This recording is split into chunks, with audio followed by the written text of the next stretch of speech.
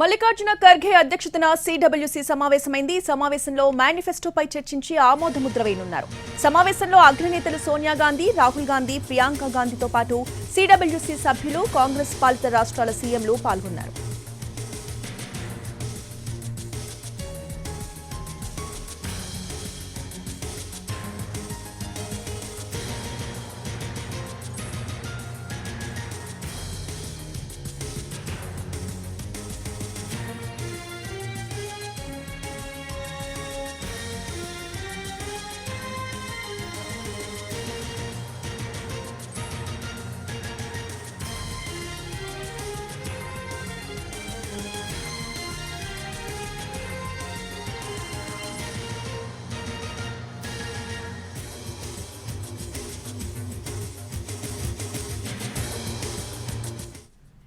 మల్లికార్జున ఖర్గే అధ్యక్షతన సిడబ్ల్యూసీ సమావేశమైంది. ఈ సమావేశంలో మేనిఫెస్టోపై చర్చించి ఆమోదముద్ర వేయనున్నారు. సమావేశంలో అగ్రనేతలు సోనియా గాంధీ, రాహుల్ గాంధీ, ప్రియాంక గాంధీతో పాటు సిడబ్ల్యూసీ సభ్యులు, కాంగ్రెస్ పాలిత రాష్ట్రాల సీఎంలు పాల్గొన్నారు. ఈ భేటీకి సంబంధించిన పూర్తి అప్డేట్స్ ఢిల్లీ నుంచి మా ప్రతినిధి ప్రసాద్ అందిస్తారు. ప్రసాద్,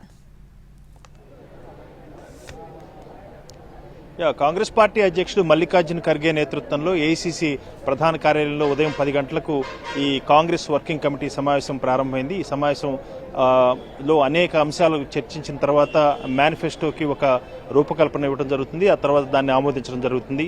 ప్రధానంగా ఇటీవలనే రాహుల్ గాంధీ నేతృత్వంలో భారత న్యాయయాత్ర పూర్తయిన సందర్భంలో ఆయన శ్లాఘిస్తూ ఆయన యొక్క చేసినటువంటి సేవలను అభినందిస్తూ ఒక తీర్మానాన్ని కూడా ఆమోదించే అవకాశం ఉంది. ఆ తర్వాత సీనియర్ నాయకులు అనేక మంది ఈ కాంగ్రెస్ వర్కింగ్ కమిటీలో అత్యంత ఉన్నత స్థాయి నిర్ణాయక సంఘం అయినటువంటి కాంగ్రెస్ పార్టీ సీనియర్ నాయకులు ఇచ్చే సలహాలను, సూచనలు కూడా తీసుకుని ఆ మేరకు కొన్ని అంశాలను కూడా అవసరమైతే దాన్ని పొందుపరిచేందుకు గాను ఈ సమావేశాన్ని ఏర్పాటు చేయడం జరిగింది.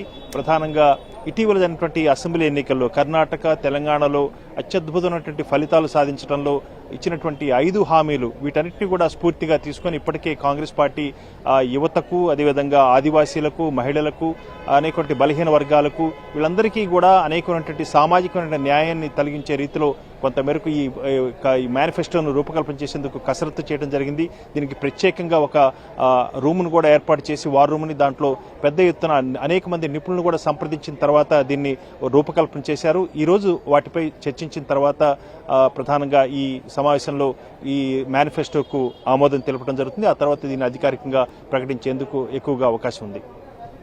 అయితే ప్రసాద్, సాయంత్రం జరిగే మీటింగ్ లో లోక్సభ అభ్యర్థులపై ఏమైనా చర్చకొచ్చే అవకాశం ఉందా?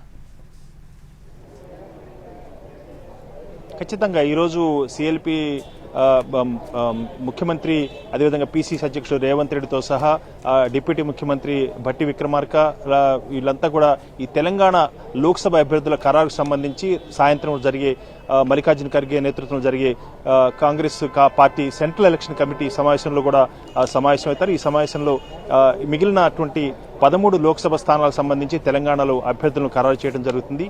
ప్రధానంగా ఖమ్మము, భువనగిరి లాంటి లోక్సభ స్థానాల్లో కొంత సంక్లిష్టత ఉంది. దాంతోపాటు 3 ఎస్సీ స్థానాలు, నాగర్ కర్నూలు, వరంగల్, పెద్దపల్లి, ఈ 3 స్థానాలకు సంబంధించి ఎస్సీల్లో మాదిగలు, మాలకు ఏ రకంగా ఇవ్వాలన్న అంశంపై నిన్న రాత్రి కూడా సోనియా గాంధీతో కూడా సమావేశమై రేవంత్ రెడ్డి చర్చించడం జరిగింది. దీనికి ఉన్నటువంటి సంక్లిష్టతను నుంచి బయటపడేందుకు గాను కొన్ని సూచనలు కూడా సోనియా గాంధీని కూడా అడిగి తెలుసుకున్నట్టుగా తెలుస్తుంది. దాన్ని దృష్టిలో పెట్టుకుని అభ్యర్థులను ఖరారు చేసేందుకు అవకాశం ఉంది. కొత్తగా పార్టీలోకి వచ్చే వాళ్ళకి లోక్సభ అభ్యర్థులుగా పరిగణించడంలో కూడా కొంత అభ్యంతరం ఉంది. అదేవిధంగా బలహీన వర్గాలకు నల్గొండ లాంటి చోట, భువనగిరి, నల్గొండ 2 లోక్సభ స్థానాల్లో నల్గొండ స్థానాన్ని ఇప్పటికే సీనియర్ నాయకులు జానారెడ్డి కుమారుడు రఘువీర్ రెడ్డికి ఇవ్వడం జరిగింది. అయితే భువనగిరిలో అత్యంతమైనటువంటి పేదలు ఉన్నారు కాబట్టి, బలహీన వర్గాలు ఉన్నారు కాబట్టి, బలహీన వర్గాలకు పెద్ద సంఖ్యలో ఉన్నటువంటి బలహీన వర్గాలకు న్యాయం చేస్తూ అక్కడ బలహీన వర్గాలకు చెందినటువంటి అభ్యర్థిని పద్మశాలి కానీ, లేకపోతే యాదవ్, గౌడ, ఈ 3 సామాజిక వర్గాలకు సంబంధించినటువంటి నాయకులకు ఈసారి అవకాశం ఇవ్వాలని చెప్పి గట్టిగా పట్టుబడుతున్నారు. ఇలాంటి కొన్ని అంశాలున్నాయి. ఈ సంక్లిష్టతను సంబంధించే నిన్న సోనియా గాంధీతో మాట్లాడినప్పుడు చర్చించి ఆ మేరకు ఆమె నుంచి సూచనలు తీసుకొని ఈ అభ్యర్థులు ఖరారు చేసే విషయంలో ఒక నిర్ణయానికి వచ్చే అవకాశం కూడా తెలుస్తుంది. అదేవిధంగా ఉత్తమ్ కుమార్ రెడ్డి సెంట్రల్ ఎలక్షన్ కమిటీలో ఇప్పటికే ఉన్నారు. ఆయన కూడా ఈ మధ్యాహ్నం కల్లా ఢిల్లీ చేరుకోబోతున్నారు. వీరందరూ కూడా కలిసి సాయంత్రం జరిగే సెంట్రల్ ఎలక్షన్ కమిటీలో అభ్యర్థులను ఖరారు చేయడం జరుగుతుంది. ప్రధానంగా ఈ 5 లోక్సభ స్థానాలకు సంబంధించి కొంత సంక్లిష్టత ఉంది. దాన్ని కూడా ఆ మేరకు చర్చించిన తర్వాత అభ్యర్థులను ఖరారు చేయడం జరుగుతుంది. Right, thank you Prasad.